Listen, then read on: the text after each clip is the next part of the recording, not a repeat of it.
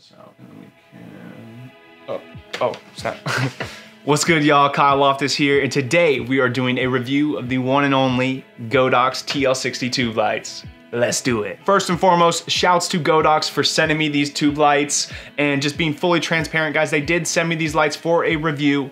However, this is my honest review and feedback of the lights. Now, as you're gonna be seeing some B-roll content here coinciding with this beautiful face here talking to you, you're gonna be looking at some commercial content, some music video content, and some passion project content as well. And really what I'm gonna focus on with this video is talking about the practicality of these lights. That's where I think I set myself apart from a lot of other channels. I'm not gonna sit here and talk to you guys about a lot of the technical aspects in the specs. I think specs are thrown out way too much with lighting and with cameras. At the end of the day, to me, what's really important, how is this gonna help me in the field? How is this gonna make me more efficient, more effective, make me a better operator or director, etc. So that's really what I'm gonna focus on with these lights, but of course we're gonna cover the technical aspects as well. Just talking about the lights, what do I really like? So first and foremost, I love the color richness. I think the color is super rich, super vivid, which is fantastic. Additionally, I love the size of this. At 29.5 inches in length, it's a little bit more than 2 feet, but it's not quite 4 feet. And I've used 4-foot tube lights in the past, but my big issue with using those is they're oftentimes just way too big and obtrusive. They're hard to fit into some small and tight spaces, and additionally, they're just a little bit too big to act as motivating light or practical light within the scene. What I really love about these tube lights here is I can pop these into fluorescent lights up top. I can connect these or gaff tape them to the hood of my car. I can easily implement these a lot more into various scenes and setups to use as practical and motivating light, which is just phenomenal. I'm very big into narrative work and storytelling, so having practical lights and motivating light as much as possible over artificial is huge. They've got the full RGB spectrum. You can go anywhere from 0 to 100 in regards to your light output. So you got full control in regards to your brightness as well as the color renditions you can make. So you can also change the hue and saturation. So there's 30,000 plus different color variations you could actually make with these lights. Additionally, what I really like about this light is it comes with a bunch of presets already built in. So you have 13 different and various effects that you can utilize, anywhere from bad TV to candle to cop car. One of my favorite things about these lights,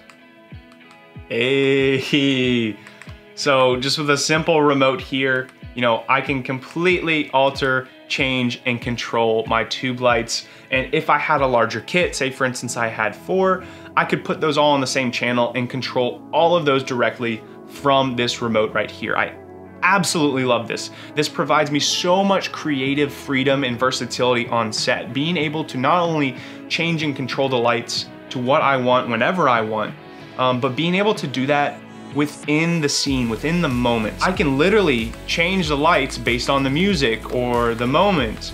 Grabbing the light here again because it makes me feel powerful. I feel like it's like a Star Wars vibe, like I just feel good holding this. So over here in the back, we've got this nice little color wheel, which is very beneficial and helpful to have. Additionally, we've got all our settings and kind of controls here. So, wireless control, our function, plus or minus for the output level. You're gonna control everything here to kind of control and alter your light, aside from this little slot right here, power on and off.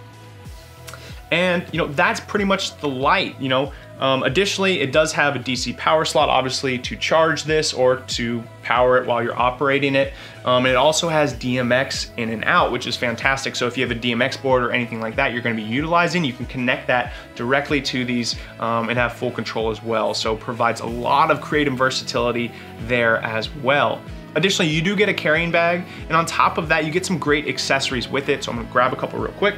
All right, so these are the 3 ones I'm gonna focus on and talk about. So obviously, Velcro system, many options and ways you can kind of, set this up so you can attach, the light to this and strap this onto a C-stand, a door, a pole, just endless possibilities. Just to show y'all,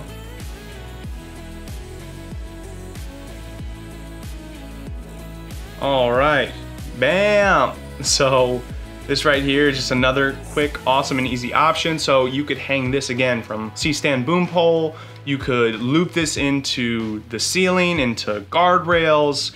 Just again, whatever you want to hang this from, you can hang it. And again, the weight is not heavy at all, maybe 2 to 5 pounds tops. So super, super lightweight. Lastly, we've got this little attachment here. This is most likely what you're probably gonna be using with a C-stand if you're attaching it to a C-stand. So just to show y'all, bam, clips onto the light, and now we're locked in. And so, you know, what you would use is these 1/4-inch threads here, and you're gonna use those threads to screw into, again, like a boom pole arm, or maybe it's just a general light stand, but you're gonna screw that into the threads and that'll hold your light up. All right, so I talked about some of the elements I really like about this light. I've talked a little bit about the practicality of using it in the field, and specifically using it as a practical light and for motivating light to fit into a lot of narrative and storytelling work. But now I want to talk about some of the negatives that come with this light, in my personal opinion. I think one of the biggest negatives that I found with this light is there's no 1/4-inch thread slot on the light at all. I would have been so happy if there was a 1/4-inch thread here or here. Additionally, if they provided some kind of arm or stand system that allows it to sit on the ground or stand up straight. Now again, I can do it just like that, but I don't per se trust this. A little disappointed in that. That would have made just, again, such a big difference in the amount of different lighting setups you could do. However, with that being said, I mean, again, they do provide you with plenty of accessories, and there's still so many different ways you can set up and use this light. It would have been nice to just be able to screw in a little stand, pop it down on the ground, and it stays there and you know it's sturdy. Just a simple 3-point leg system, and again, going in through the 1/4-inch thread. Additionally, what I dislike about this light is we can see the LED bulbs. So here it's pretty bright for you, so it's a little hard to tell. So let me just, as you guys can see here, you can totally see the LED bulbs.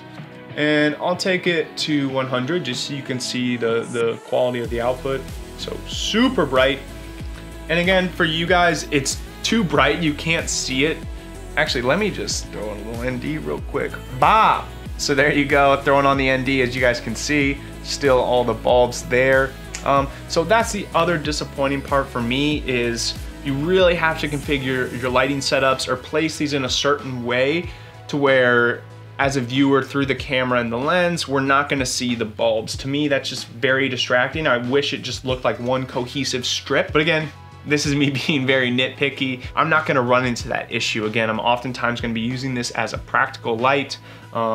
Or additionally, you know, if I'm gonna be using this as some kind of artificial light for, you know, maybe like a hype rap music video or something like that, I've intentionally got the light in the background behind them or something similar, but oftentimes I've got so much talent or action going on in the foreground that, you know, you're not gonna notice, oh, look at, you can see all the bulbs in that light in the back. That's kind of like, no one's gonna notice. They're really just gonna think it's a great light, it's super complementary to the scene, etc. So those are kind of my big points. Now, overall, wrapping up, you know, what are my thoughts on these lights? Would I recommend them to you viewing this video? I love the lights. I think they're a fantastic investment.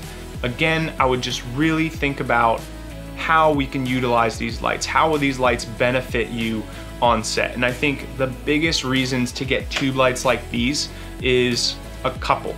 Number one, again, if you're running with a very small team or crew size, you need to move fast and efficiently. These are incredible lights. You don't need to get a giant C-stand, you know, get out your Forza 200 or your Aperture 300D, and then get your softbox, throw that on top, then get your honeycomb grid, put that on top, and get all these different things and spend 40 minutes setting up. You can literally just pull these things out and have someone Hollywood. Hollywood is just holding up the light by hand. If you didn't know that, it's a film term.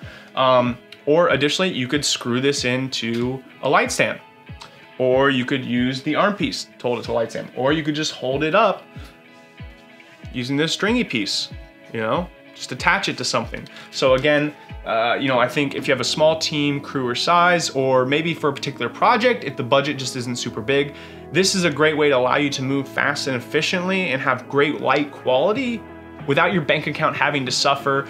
And lastly, I'd recommend these lights if you're very big into music videos.